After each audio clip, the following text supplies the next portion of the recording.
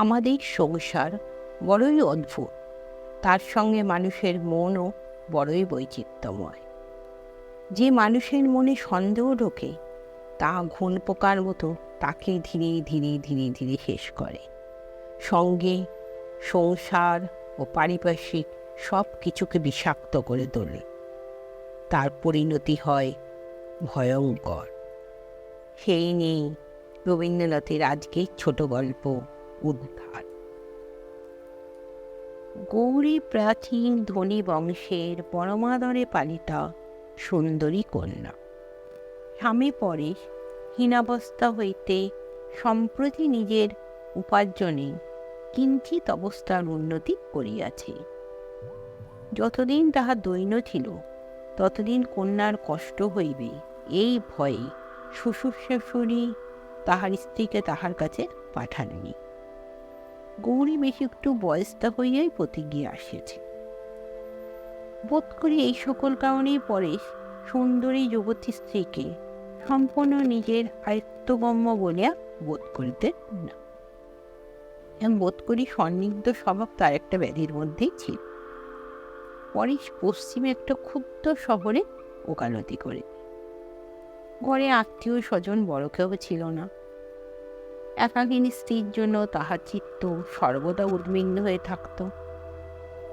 মাঝে মাঝে এক একদিন হঠাৎ অসময়ে তিনি আদালতেতে বাড়িতে এসে উপস্থিত হতেন। প্রথম প্রথম স্বামীর এইরূপ আকস্মিক অভ্যুদয়ের কারণ গৌরী ঠিক বুঝিতে পারিত না। মাঝে মাঝে অকারণ পরেশ এক একটা করিয়া চাকর ছাড়াইয়া দিত। কোনো চাকরকেই তাহার দীর্ঘকাল পছন্দ হইত।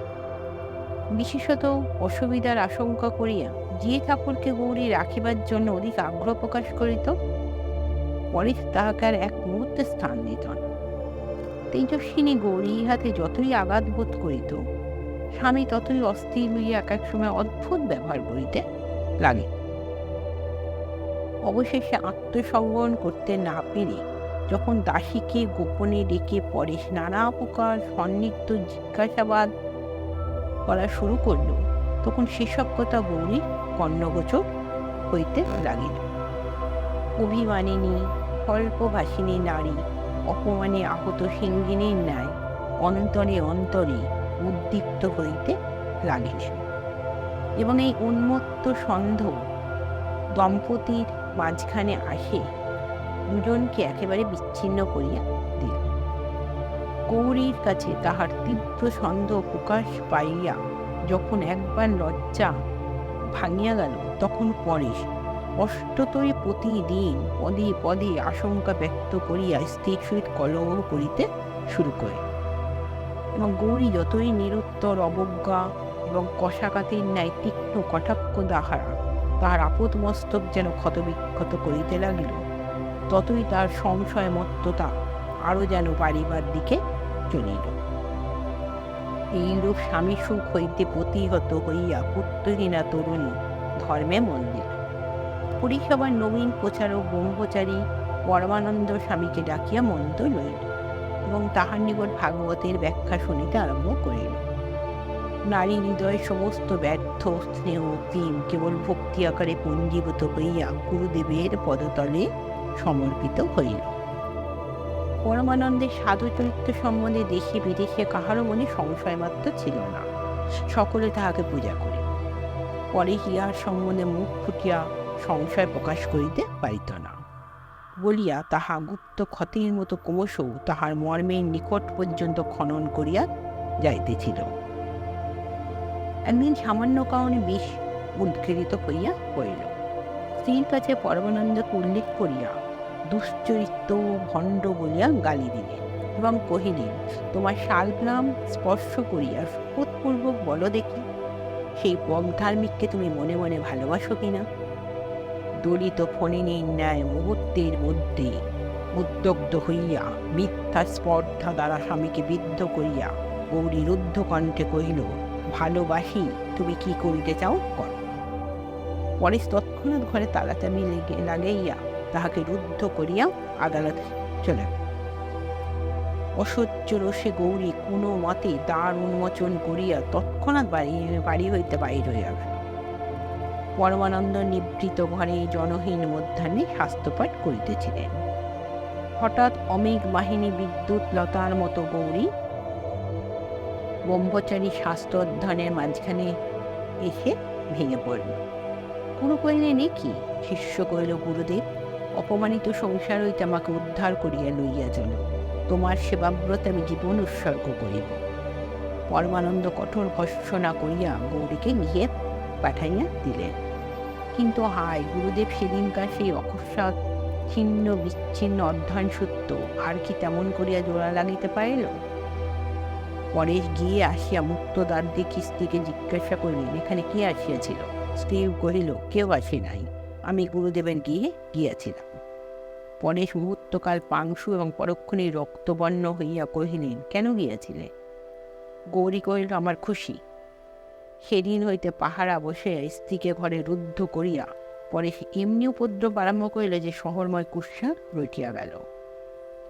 এই সকল কুৎসিত অপমান অত্যাচারের সংবাদে পরমানন্দের হরিচিন্তা দূর হয়ে গেল। এই নগর অবিলম্বে পরিত্যাগ করা তিনি কর্তব্য বোধ করিলেন। অথচ উৎপীড়িতকে ফেলে কোনো মতেই দূরে যেতে পারলেন না। সন্ন্যাসীর এই কয়দিনকার দিন রাতের হিসাব কেবল অন্তর্যামী জানে। অবশেষে অবরোধের মধ্যে থাকিয়া গৌরী একদিন পত্র পাইল। বর্ষে আলোচনা করিয়া দেখিলাম, ইতিপূর্বে অনেক সাধ্বী সাধক রমণী কৃষ্ণপ্রেমে সংসার ত্যাগ করিয়াছে। যদি সংসারের অত্যাচারে হরিপাদ পদ্ম হইতে তোমার চিত্ত বিক্ষিপ্ত হইয়া থাকে, তবে জানাইলে ভগবানের সহায়তায় তাহার সেবিকাকে উদ্ধার করিয়া প্রভুর অভয় পদারবিন্দে উৎসর্গ করিতে প্রয়াসী হইব। 26শে ফাল্গুন বুধবার অপরাহ্ন 2 ঘটিকার সময় ইচ্ছা করিলে তোমাদের পুষ্করণী তীরে আমার সহিত সাক্ষাৎ করিতে পারিবে। গৌরী পত্রখানি কেশে বাঁধিয়া খোপার মধ্যে ঢাকিয়া রাখিল। 26শে ফাল্গুন মধ্যাহ্নে স্নানের পূর্বে চুল খুলিবার সময় দেখিল চিঠিখানি নাই। হঠাৎ সন্দেহ হইল, হয়তো চিঠিখানি কখন বিছানায় স্থলঙ্গিত হইয়া পড়িয়াছে এবং তাহার স্বামীর হস্তগত হইয়াছে। স্বামী সে পত্রপাঠে ঈর্ষায় দগ্ধ হইতেছে মনে করিয়া গৌরী মনে মনে এক প্রকার জ্বালাময় আনন্দ অনুভব করিল। কিন্তু তাহার শিরভূষণ পত্রখানি পাষণ্ড হস্তস্পর্শে লাঞ্ছিত হইতেছে কল্পনাও তাহার সহ্য হইল না। দ্রুত পদে স্বামী গিয়ে গেল। দেখিল স্বামী ভূতলে পড়িয়া গোগো করিতেছে, মুখ দিয়ে ফেনা পড়িতেছে, চক্ষু তারকা কপালে উঠিয়াছে। দক্ষিণ বদ্ধ মুষ্টি হইতে পত্রখানি ছাড়াইয়া লইয়া তাড়াতাড়ি ডাক্তার ডাকাইয়া আনিল।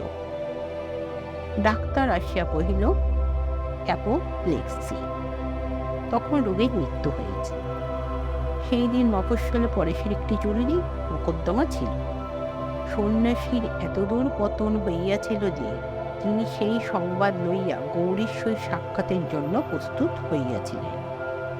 সদ্য বিধবা গৌরী তখন বাতায়ন হইতে গুরুদেবকে চোরের মতো পুষ্করণী তটে দেখিল।